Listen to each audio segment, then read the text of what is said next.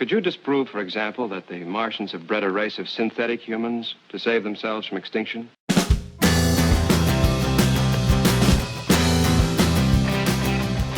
Hello everybody, welcome back to the channel. Welcome to the channel. If this is your first time, please feel free to have a delve around the back corners of this channel to find some videos you may like.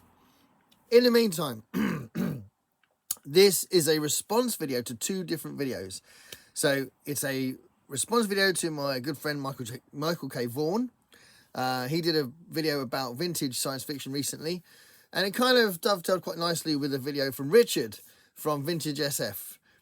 He did a video basically asking the question to the audience and kind of answering it for himself in the video, which I will quote on my bit of paper. Does scarcity enhance the enjoyment of science fiction? Does scarcity enhance the enjoyment of science fiction?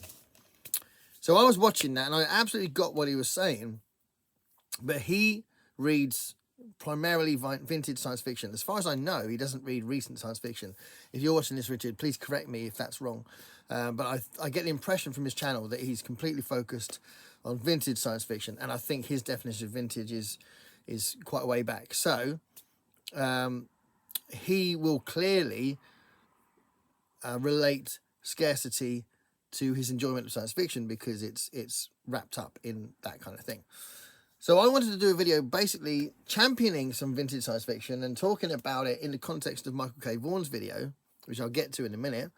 But I also wanted to champion recent science fiction and some of my favourite authors that are recent authors, you know, people that are around now who are writing some awesome books. So for me, my answer to his question, does scarcity enhance the enjoyment of science fiction? I think scarcity enhances the enjoyment of collecting science fiction, but I don't think it necessarily enhances the enjoyment of reading science fiction, because there's some absolutely amazing books that are on the shelves in Waterstones or Barnes & Noble, wherever you live. Just in the main big shops, you can find absolutely brilliant books. Some classic books are still on the shelves, and some new books. They're written by younger authors, people who are still alive, that have written some awesome books. So let me start by just telling you some of my favourite authors, and it'll give you the impression that there's a little bit of both going on. So there's some older stuff and some newer stuff in some of my favourite authors. So someone I've been championing a fair bit on the channel recently, who I need to read this next, Service Model. Hopefully me and Dave are going to read this. The last thing I read was Alien Clay, which was amazing, and then just before that I read Children of Memory, which was the third part of the Children of Time books. He's amazing. He's absolutely amazing. And he is clearly a young author. I mean, he throws out a book every year. He's very prolific. And I think some people judge him on that, but I think it's because he treats his work like a job. He's always at it every day. And I think that if he's got a good idea, if you're a naturally good writer, you can write good books on that pace. So I don't think you should be judged on that. But he's amazing. So he's one of my favourite authors easily. And he's not vintage. Ted Chiang. Only 2 books out, and they're both incredible. I'd love it if he did another book. So he's had these 2 short story collections out for a while, but those 2 books are 2 of my all-time favourite books by a mile. I think they're amazing. But again, not vintage. This is recent stuff that you can find on the shelves. What else is there? There's also the wonderful Claire North. So I absolutely love Claire North. So you may have read or heard about The First 15 Lives of Harry August, which is an amazing book. Definitely recommended to anybody. People who don't read science fiction as well. And my favourite book by her is called Touch, which again I've mentioned quite a few times on the channel. I think Claire North's amazing. And again, not vintage. Recent stuff. You can usually find some of her books on the shelves without looking too hard. And equally, don't really find her in second-hand shops. But there are some other people that are older. So, you know, I've been going on about John Wyndham because I have the Winter of Wyndham event that's been running for 2 years now. So, Day of the Triffids is my favourite Wyndham. It's the most famous one, but I just think it's amazing. But he's got, you know, I'd say 5 absolutely amazing books. And the trouble with Lycan, I think, is underrated actually. But anyway, yeah, John Wyndham's amazing, but that is vintage SF. And you know that I've been saying that Ray Bradbury is my favourite author, and he's obviously vintage SF. And I've got a few here that I was going to talk about. So because I'm doing my deep dive and reading every single book by him in chronological order, you've got Dandelion Wine is coming up soon. And Something Wicked This Way Comes is coming up soon. I'm going to buddy read that with Dave. That'll be my 4th read of this book. It's my favourite Ray Bradbury book.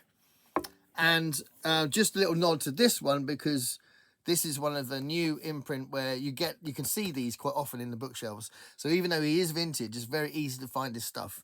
You don't find all of his stuff, but it's very easy to find. You can't really argue that, Fahrenheit 451 or Something Wicked This Way Comes or Martian Chronicles is scarce. They're not scarce, but they are vintage. So, this is 80s, I think, or 90s even. I think it's 80s. What does it say? 2000s. 2006. So, yeah, pretty recent, really. But obviously, he was very old. He was an old man when he wrote that.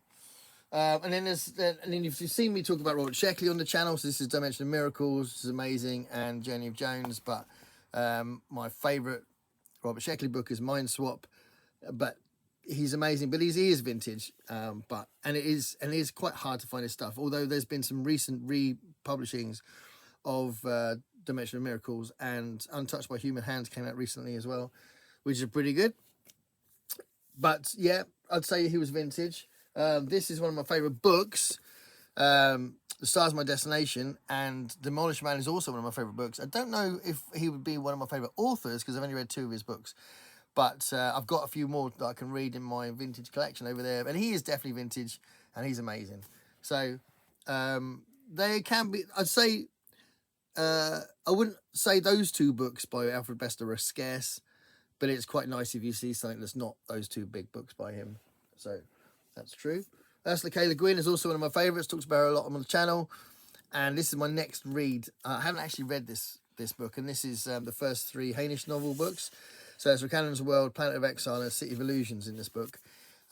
She is she's part of the new wave scene. I don't know if you could call her vintage. Maybe her early stuff could be described as vintage, but it's very easy to find her stuff. So she's not scarce. She is always in the big shops. You will always find Ursula K. Le Guin. So you don't have to look too hard to find her stuff. And actually, quite a range of her stuff as well, because so much of her stuff is in the SF Masterwork series as well. So, yeah, I wouldn't say her stuff's rare or scarce, but she's amazing. And then, obviously, there's Harlan Ellison. So Harlan Ellison, again, I've talked about him a lot on the channel. And his stuff is quite scarce in this country. When I went over to America, I found some really cool things by Harlan Ellison in the second-hand shops, but they're really expensive, so they're probably still scarce over there, knowing the price that I found the Harlan Ellison books. I have been collecting him since I was a teenager, like an early sort of 14-ish. So I've got most of his stuff. There's only a few I need to get, and they've been collected over time, and very rare to find them in the wild, but obviously, as I got older, eBay existed, and you can buy some stuff on eBay, and sometimes you can get them quite cheap, which is great. But yeah, he's definitely vintage. He started quite a while ago, and sadly died a little while ago. So those are some of my favourite authors. Those are the big names in my science fiction collection. But there's a bit of a mix of recent authors and vintage authors, and I wanted to just show you some books that are recent books, or certainly more recent, you couldn't call them vintage, that I want to read. So I want to read Revelation Space. This is not vintage, and I'm a little bit intimidated, but I really hope I like it. I've read other books by Alistair Reynolds, but I haven't read this one yet. So this is one I want to read. Not scarce. You see it a lot in the shops, but I might love it. I hope I love it. This is not vintage either. And To Say Nothing of the Dog, Connie Willis. I like Doomsday Book a lot, but you can see this on the shelves quite often. So this is not, her stuff is not scarce. Annihilation, you always see Annihilation on the shelves. I haven't read this yet, which is crazy. I should have read this by now. And Jeff Vandermeer is definitely very recent. Not scarce, not vintage, but really good. So, you know, these things are not going to get in the way of our enjoyment of SF as a whole. This is one that I've heard a lot about, and I bought it, but haven't read it yet. It's not that long, so I should just try and nip into it. But this is a high concept book, I think, about robots in the workforce. But I'm trying to go in quite blind, so I've forgotten a lot of what I found out about it deliberately, not looking back into it because I want to read it quite blind. But this is very recent. This came out a couple of years ago. And again, I was going to say not scarce, but I haven't seen it that often in the shelves. But it's clearly, you're able to order it, so it's still available. So you couldn't call it scarce. This is one that I really want to read. I might love it. I hope I love it. I bought it on eBay, so I've never seen this in the wild, but I discovered it on Goodreads, and then I ordered it because it looks like a kind of a comedy, like kind of amusing kind of science fiction about parallel worlds. So this looks really fun and good and enjoyable, but I haven't read it yet, so I don't know. But it is kind of scarce because I've never seen it out in the wild, but not vintage, and presumably you could order it from a shop. I don't know. So some more here. Adam Roberts is an author that I think I'm going to like. So I've read one book by him, Better, which is really, really good. And I've got a couple of others. This is one of them. There's another one. The one that's kind of riffing on the setting of The Thing. The Thing itself, it might be called, I'm not sure. But I want to read more Adam Roberts as well. So you can always find his stuff on the shelves as well. So he's not scarce. Another man that you always find on the shelves, Andy Weir. The Martian is a fantastic book, and I started to read this. Didn't feel like I was in the right frame of mind, so I stopped reading it. And I'm going to read it again in 2025. So I've read that much, but I'm probably going to start again so I can get locked in properly. But he's definitely not scarce. You always find his stuff on the shelves, and he's really good. Ancilia Justice and Lecky. This is supposed to be really good. You always see one of the series in the shelves on the big shops. Not scarce, not vintage, but probably really good. A lot of people love it. Haven't read it yet, but that's one I want to read. The City We Became by N.K. Jemisin. I've read the first book of the Broken Earth series, and I quite liked it. I didn't love it, but I quite liked it. I was impressed with the world building, and the political angle was really good, but the actual writing style I found a little bit difficult. But I am really intrigued by this. I think it's got an interesting concept, and you always find this stuff on the shelves. Not scarce, not vintage, but clearly somebody else that you could enjoy as a science fiction reader. Greg Bear's Blood Music. This is one that's not vintage, but it's towards the back end of the recent books I've got in my list. But actually, I don't see this on the shelves very often. I don't see Greg Bear's stuff on the shelves very often. So I guess he probably is a little bit more scarce. Whether or not you'd call it vintage or not, I'm not calling it vintage. I'm saying it's recent. But another one I want to read. So these ones I'm including, these are particular books, are ones I want to read. Jeff Noon's Vert, that's quite recent, highly acclaimed, and again, I often see it on the shelves. I don't think it's scarce. It's not vintage, but apparently really good. I haven't read it yet. That's one I want to read. I really want to read this one, and this is a few decades old. Where Late the Sweet Bird Sang by Kate Wilhelm. Kate Wilhelm in general is very well regarded. I think this is going to be one I'll love. I think this is going to be a classic for me. But again, I don't know for sure. I haven't read it. I'm not going to claim anything until I've read it. But not vintage. I'm not going to call it vintage. I don't think it's vintage. I'd see this one in the shelves a fair amount, actually. But I managed to get this second-hand copy. This is part of the SF Masterworks. The SF Masterworks is a funny little series because sometimes I have a lot of luck with it, and obviously I've shown quite a few SF Masterworks books already, but I haven't loved all of them, and I don't think they're that reliable. Sometimes now I go into it not expecting to like it or not like it. I don't know what I'm going to get because I've had some funny experiences. I mean, I don't like Ringworld by Larry Niven, just putting it out there. Stark Holborn, Tenlo. This is another one I got, which is a new book. It's only been a couple of years ago that it came out. and look forward to reading this. This isn't scarce, easily findable, not vintage, but you know, doesn't get in the way of the enjoyment of SF. Nnedi Okorafor, you usually find Nnedi Okorafor on the shelves. The Binti books are really good. I'm going to reread these next year because I want to do a video on Binti, and I can't do it now because I've forgotten too much. So I'm going to reread them next year, hopefully, because I'd like to do a video on it. But she's a really interesting author, and not scarce, not vintage, and awesome. I was going to do a quick mention of this guy.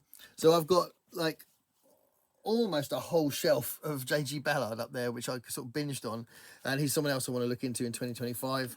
Here's The Drowned World, Cocaine Nights, The Atrocity Exhibition, and The Unlimited Dream Company. So these are short stories. I think that's a short story as well. But he does lots of climate fiction, climate science, cli-fi, they call it. Cli-fi, climate science fiction, does lots of that. So he's really good. I don't think it's vintage. I'm trying to think of when he started. I think it's more. I'd say it's more recent than vintage. From we're just riffing off this in a minute. I'm not going to pause too long. I'm trying to do this quite quickly. We've got so many books to get through, and this is actually the second time I've done this video. The first time was way too long. So I'm looking at the time, hoping I'm not going to take too long with this video. So there was a mix of new books there that I want to read. So going back to that quote, does scarcity enhance the enjoyment of science fiction? Those books are not scarce. They're easily findable on the shelves in the big shops, and I can't wait to read them. I am sure they're going to enhance my experience, even if I don't love them. So that's the thing. So let's just talk about some vintage science fiction that I want to read. And I'm going to nip into the Michael K Vaughan video now. So this is referencing Richard's video on whether or not finding these in the wild is very exciting and enhancing the experience of enjoying science fiction. You know, the idea of finding something unusual in the wild, the enjoyment of collecting science fiction, which I've said before lots of times on the channel, that collecting science fiction, buying books, finding rare books is awesome. So that's the thing. But about 5 days ago, ish, depending on when you see this, probably more like 8 days ago when you see this, Michael K Vaughan did a video where he just went through the vintage science fiction books he wants to read in 2025. It's a really good idea. He called it Reading Classic Science Fiction in 2025. And I wrote a little comment underneath saying I'm going to do a similar video because I think it's a great idea. And I'll actually do something more specific than this one, where I talk about like one a month that I want to read as part of my plans for 2025. So I will do that. So I'm going to pick 12 books that I want to do from that point of view. But in the meantime, let's just reference both these videos by Richard and by Michael by just talking about some authors and books that I haven't read yet that I want to read. I'm just having a look. Are there any of them rereads? No, these are all new for me. So there's a few classics there I should have read by now. Yeah, let's just go through these. So I like Theodore Sturgeon a lot, and Venus Plus X is one I want to read. I haven't read that yet, but I really like Theodore Sturgeon, and it was really nice finding this. I found this one in the wild, really nice condition, all good. Alan Dean Foster. So these are three, and I've got a whole pile of Alan Dean Foster books over there. I just picked out 3 of them. So that includes Midworld, which is quite an acclaimed one, I think. Midworld. And Lost and Found. So one of the random ones, I'd never heard of it before I found it. And a Pippin Flinks novel. So he's done a series of books with those 2 characters in them. And that's called the Tar Aim Krang. So yeah, I want to read some Alan Dean Foster next year, so I will talk about that next year. Robert Silverberg, a massive name in science fiction for all the right reasons. And here I've got Dying Inside, which is one of his most acclaimed ones. And it's actually really nice condition, but there's also a massive rip in the middle, which makes it look like horrendous condition. But actually most of the book is amazing, so it's a bit weird. It got really good condition, except for that massive gash across the middle and the front. So, but yeah, Dying Inside is one I want to read. And The Silent Invaders was one of the ones I found. I've got a whole load of Robert Silverberg ones over there I haven't read. There's about 12 over there. But Silent Invaders. And then the other one I wanted to mention, because I'm going to be going back into time travel again, Up the Line. That's one I really want to read as well, by Robert Silverberg. And Joe Haldeman. I've read about 5 of his books, and I think he's brilliant. I really like Joe Haldeman, so I've got a couple here to show you. So Dealing in Futures, really interesting plot with that one, and Tool of the Trade. I won't read the backs of these because I'm trying to go through this really quickly, but just these examples, Joe Haldeman's really good, and I would recommend him. Very easy to read, but really interesting and intelligent writer. And there's a whole pile of his stuff there as well. There's a good, like, I don't know, 9 or 10 books over there by Joe Haldeman I haven't read yet. So he's someone I want to read as well in 2025. I still haven't read Wasp by Eric Frank Russell. I should have read this by now because I keep talking about it. So I want to read that in 2025, and that's a classic vintage one. And Keith Laumer and The World Shuffler. I've got a couple of Keith Laumer's ones over there. Another one that's looked interesting that I haven't read yet. And Philip K. Dick. There's loads of Philip K. Dick over there.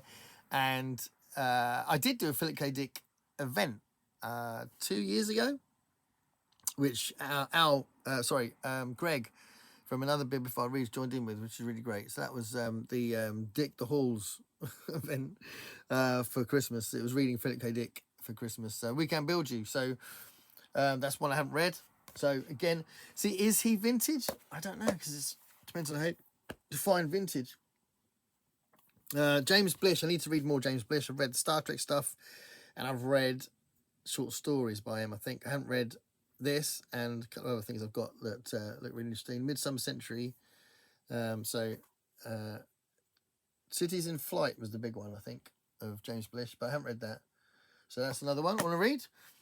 Wilson Tucker's The Lincoln Hunters. I bought this because of seeing on BookTube. I can't remember who it was that was reviewing it, but I thought, oh, that looks like my kind of thing. So again, really nice condition, actually. So I'm going to be reading that in 2025. Powell Anderson. I've read a few of his now, and I think he's brilliant. Really like the way he writes. And there's a book review of Tau Zero on my channel somewhere. But he's someone I want to read more of, and I've got a few of his to read. So great vintage SF there. Brian Aldiss, Earthworks. I still haven't read Earthworks. I should have read this one by now. So I've known about that all my life, but never read it. So yeah, Earthworks. And I haven't read the first Riverworld book. I've almost read it, and then I don't know. I mean, I've read other things by Philip Jose Farmer, and he's pretty trippy as a writer. So it's almost like psychedelic science fiction. But maybe, yeah, I don't know. I mean, this seems quite psychedelic as well. But some people absolutely love this. I know Jim loves this from Mystery Mayhem. But yeah, that's another one that I would probably read in 2025. And CJ Cherry. So Matt from Science Fiction Reads talks about CJ Cherry a lot. And I've got a few of hers, but I've never read anything by her. So someone else I could delve into in 2025, but this is vintage stuff as well. Jack Vance. I have read Jack Vance when I was younger, but it was so long ago I can't remember what it was or where I liked it, but I think it was fantasy. I don't know if it was science fiction. I think he writes both, as a lot of them do.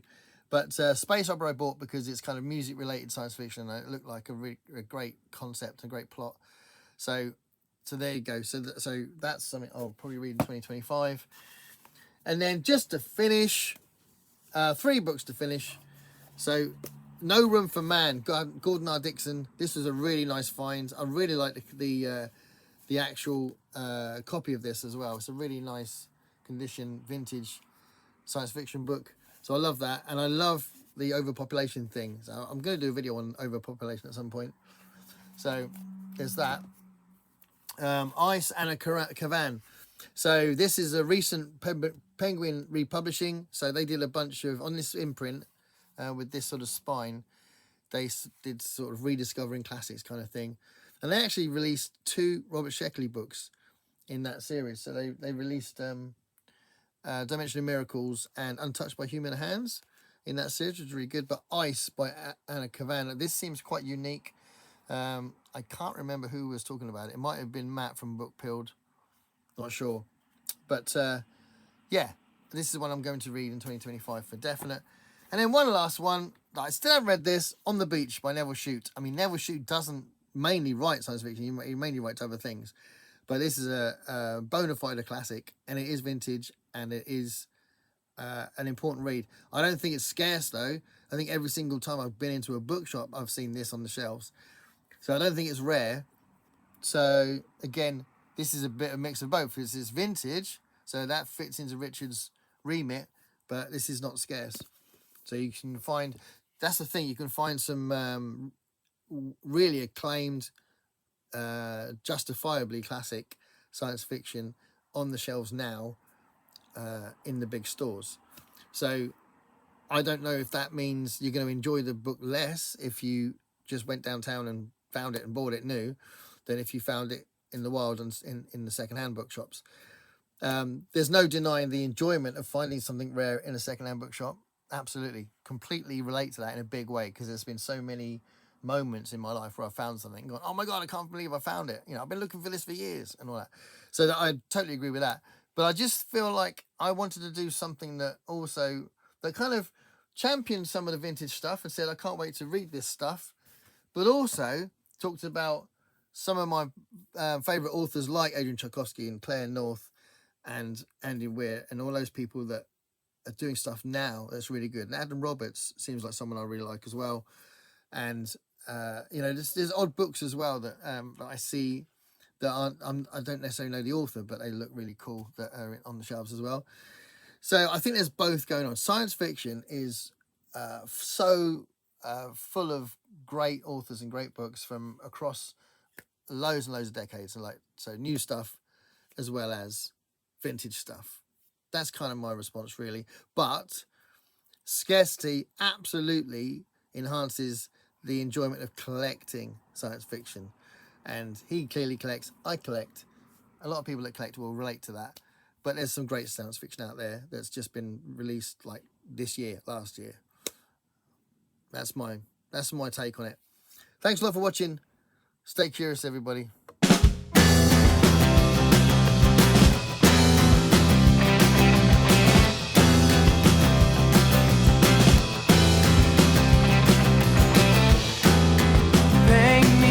Picture of what it's like to be